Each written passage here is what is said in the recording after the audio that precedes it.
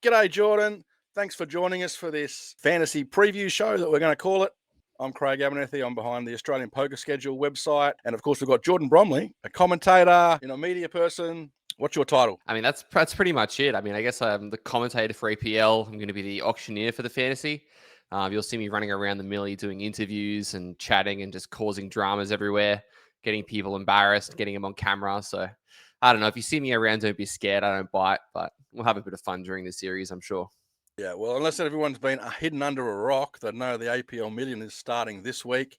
It's going to be huge. And as I said, in conjunction with that, the Australian Poker Schedule, we run the fantasy. We did it last year. It was really successful, got a lot of great feedback. So we're back again. And as Jordan just mentioned, he's going to do the auctioning and the emceeing once again. He did a great job last time. So what is the fantasy? Well, it is a team element to poker.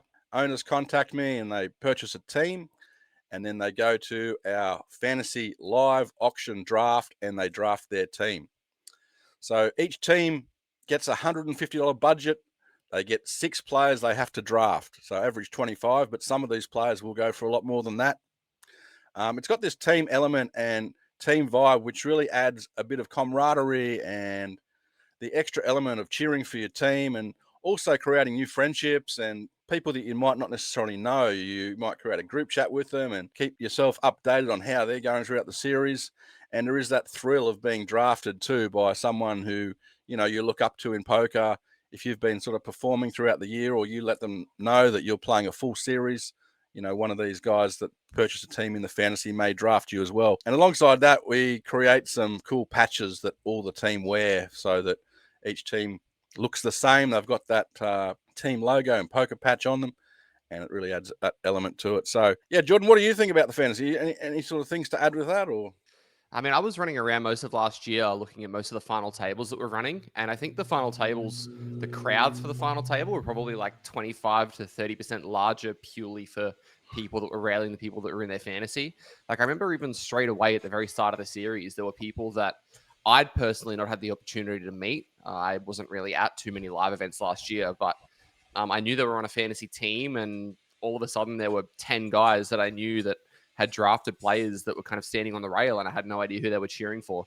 So it kind of added an additional element of kind of excitement to the fantasy, or to the series, should I say, because everybody just wants to see everybody do well. And obviously some of the side bets and some of the other things that kind of come out of it, we'll let you guys do that. We're not going to get involved, but it definitely causes some conversation. And yeah, I mean, I love to see it. It definitely makes it a lot more exciting. Yeah, and last year it was Team Premium Economy. George Zhang and his team from the APL Hills area in Sydney, they came down and they picked their team. A lot of players sort of under the radar, but it was just about every final table, as Jordan was saying. You'd see these yellow bucket hats and You the couldn't same escape guys that them. are cheering them. Yeah, They were they're like everywhere. everywhere. Every photo that I saw, because I would get in the morning and I would go through the results from the previous day and look at the final table photos, and literally almost, I think 60% of the final table photos that I saw had at least one yellow bucket hat. It was crazy. They just dominated everything. Yeah, they won that fantasy last year by quite a few points. I think they won an event or two each, and then they cashed, and it was just um, really amazing to see. And shout out to Dale Marsland, who brought out over his team of Western Australia, and he picked a lot of them and got them all cheap, and they went under the radar as well. And of course, Ricky Croson's team, Osmus, he had a couple of local young guns, and himself, they had a great series, and they ended up rounding out third. But yeah, Premier Comedy won it last year for 10K. So how does it all work? Well, players, as we said, they reach out to us, they lock in a team, and then they turn up the day before the APL Million starts, which is Thursday, the 14th of August at 6 p.m. Or we're going to try and get everyone there 5:30 p.m. so we can do that draft order draw. That'll be the order that everybody picks in, and then they will nominate a player in order.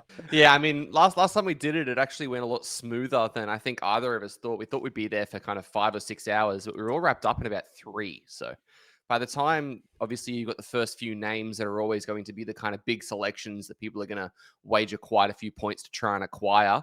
But then as you get closer towards the end, and there are a few of the a few names that kind of went under the radar, but many of the teams by that point don't have any points left.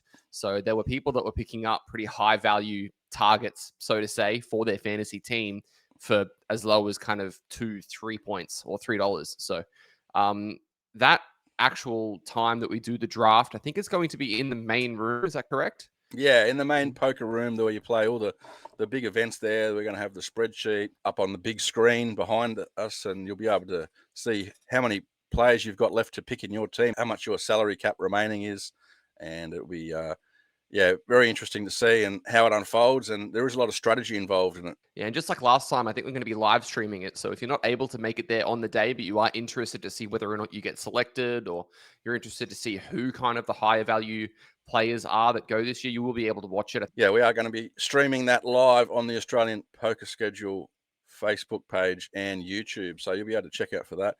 And it is interesting too. You'll see a lot of players turn up with their laptops and they'll be on the phone. They'll have their earpieces in because a lot of their people that own a team with them mightn't be able to make it in time. We did announce this about a month ago, and it's great to see we already have 18 teams locked in, and that's people that will be at that auction already. So it is capped at 20. There may be a chance that we could extend that to 24 if we get a lot more people. But if you haven't got a team yet, you do have until Sunday night to get that team in to guarantee that you get the patches and lock in your team for the fantasy and be involved. And so, as Jordan alluded to, some of the big name players there will go for quite a lot more at the auction. He'll be calling them out, and they go to the highest bidder. All right, so just quickly going into the actual draft itself, exactly the same as last year. Every team is going to have $150 that they can utilize to draft 6 players. So that's an average of $25 per player, but 25 is not the value that we saw a lot of players go for. The highest players last year during the draft, I think we had Lachlan Crilly at 86, Mike Maddox at 75, and Jared Thatcher at 69 as kind of 3 of the higher value targets. Not sure whether or not they're going to be going for that much this year. As quick shout out to Crilly, he bricked everything last year, so no pressure, buddy. But I'm sure you'll be able to get it back, unlike Collingwood. So that's kind of going to be the goal. So what we'll do is we'll have we'll basically randomize the picking order as we did last year. We basically chucked everything into a random number generator or a random order selector, and we went from there as far as the teams at which order will get picked.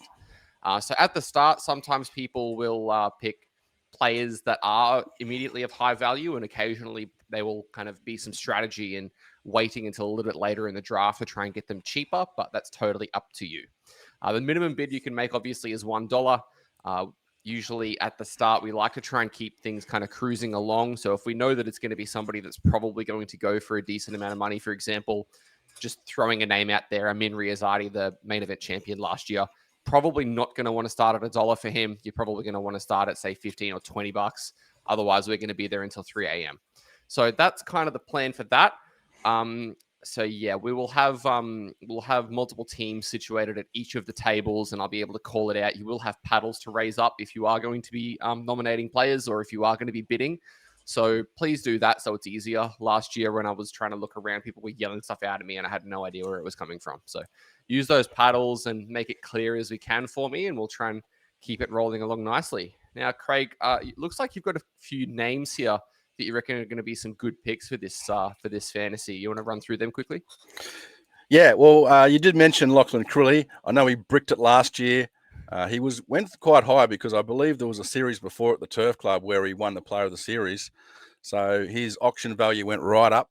As we know, the variance in poker, he had a pretty poor series last year, to say. But then he's just won the Drakakis at the APT in Sydney just last week. So that's the variance of poker. I'd imagine he will still be right up there. Liam Jihu is another one that I think will be one of the top prices at auction. He will fetch a lot, maybe 86 or 87. He might be a record there. So he's had a few results lately. He was it the Crown Poker Championships that he won? Was that the event? Yeah, the main event for like 370K. Yeah, and then also he had a few deep runs in Vegas. I remember he ran relatively deep in towards the end of the series in the 5K event at the Venetian, the WPT event. I think he finished top 30 or top 40 in that one as well. So out of a field of multiple thousand. So And he just he's took down the definitely, 6 max at the APT last week as well. So, yeah, he's yeah, in red hot form. He'll go for definitely a plenty. name to look out for. Yep. A name that I wasn't as familiar with last year, but I have been following him over the year, Dale Marsland. As we said, he had a team that went really well. A lot of thanks to him in that team. He scored a lot of points for himself last year as well. He's back again. When he brings a team over from Western Australia, they're very strong, and it'll be good to see him. Matty Gin, he plays a lot of mixed games and everything, Yeah. so he's great value. He plays all the stakes right up to the 2.5K, maybe even the 5. But yeah, in the mixed games as well, you can And score points there.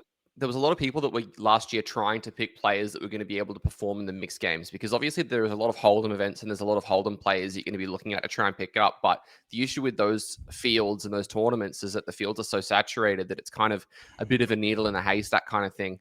Matty Gin always seems to final table or run incredibly deep in these mixed game tournaments. So if you're looking for some potentially easier points to come across that's outside of the Hold'em side of things, definitely look at some of these mixed game guys, and Matt Gin's a great choice. Yep. Yep. Shout out to Matty Gin, and he got the call up for Victoria late for the State of Origin last week as well. So he'll be there and he'll be flying as well. Now, anyone who's followed the player of the series at any time through Australia the last 5 or 6 years knows that Sam Adams, The return of the king. yeah, he loves it, and he multi tables, and he's all over it.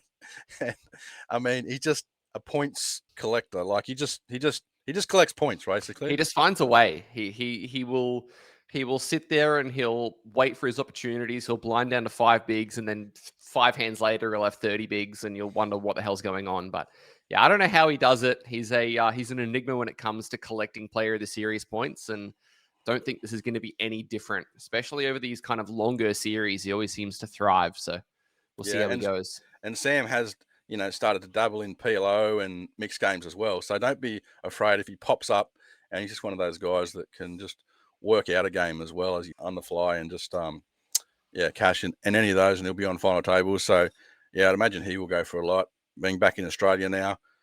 Then there's Michelle Anunu, who we just see his photo everywhere, winners' photos, trophies. I don't know what his house is like, but it must be just full of trophies. He doesn't have a trophy room. He has a trophy house next to his house. Yeah, that's right. But I will just do a quick shout out to Michelle, because it's actually his birthday today as we're recording this. So happy birthday, my friend. I hope you have a fantastic series, and we'll see you soon. And off the back of kind of all the results that he's had lately across, well, everything. Like he won the Jack Star at the APL at Kedron Wavell probably about 2 months ago. So definitely some big results for him lately, and he's had a ridiculous 12 months. So another player that always seems to somehow end up on final tables and just kind of gets it done. So that'll be a big pickup. Yeah, he will be very popular in the auction, I'd imagine. And then I just wanted to go down to a few sleeper or value picks that sort of, they performed really well last year. You don't see them, at the highest stakes, but they just machines in terms of racking up those cashes in some of the smaller events as well. And depends what they're targeting.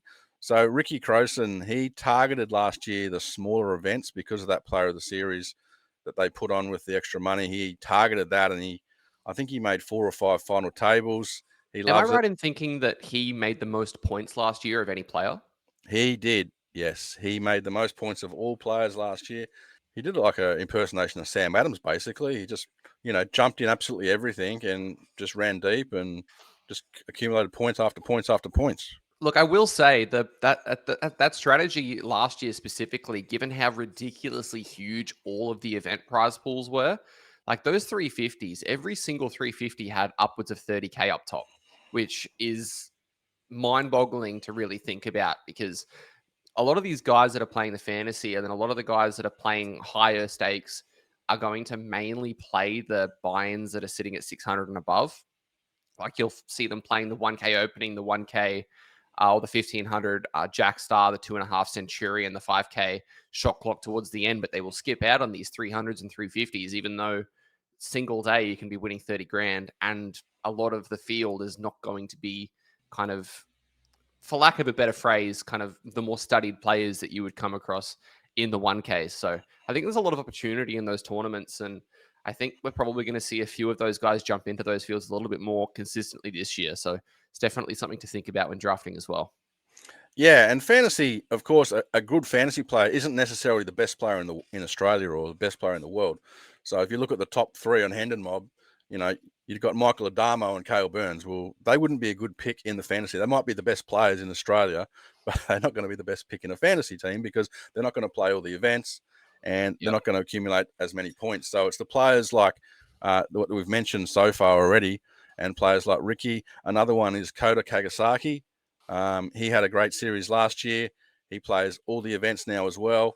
And I even seen him getting into the mixed up at Empire recently. So he will be a good little pick that might go under the radar. Yeah, I've seen Akoda went over to Vegas. I'm not sure how his trip to Vegas went, but earlier this year I've seen him kind of putting in a lot more work, playing a lot more online. I follow him on Facebook, and I always see he's posting up photos of deep runs that he's making in multiple thousand player fields. So he definitely knows how to navigate these kind of minefield tournaments. So specifically for the 350s and the events up to 600 and even the 1Ks, he'd definitely be a good person to think about picking. Yeah, he's one of those players that just the volume, a lot of the players that play the most tournaments. Rex Lee, he was part of that winning team last year for Premium Economy. He's from the Hills area in Sydney. He'll be back again. He's actually started up a vlog too, I saw as well. So he's doing some challenge where you've got to run 5K up to 100K. So I'd imagine if you want to try and do that, you've got to play a lot of poker. So he'll be at the series. I'd imagine he'd be a good pick. Yeah, definitely. I mean, I love those bankroll challenges, and it's good to see that more guys are kind of creating more content and getting involved with it. It's awesome to see in Australian poker. It's great. Yeah. Jasper Henricks, he had a great series last year as well. Con Pappas, he's from Sydney. He's putting a team in this year, which means he'll be here and he'll be playing a lot of volume. So he's another one that will be playing probably in the tier 2 and tier 3s. And I'd imagine, yeah, just through the volume that they put in, that they will get quite a number of caches. And of those caches, hopefully, can convert a few into wins as well. So it'd be good to see him.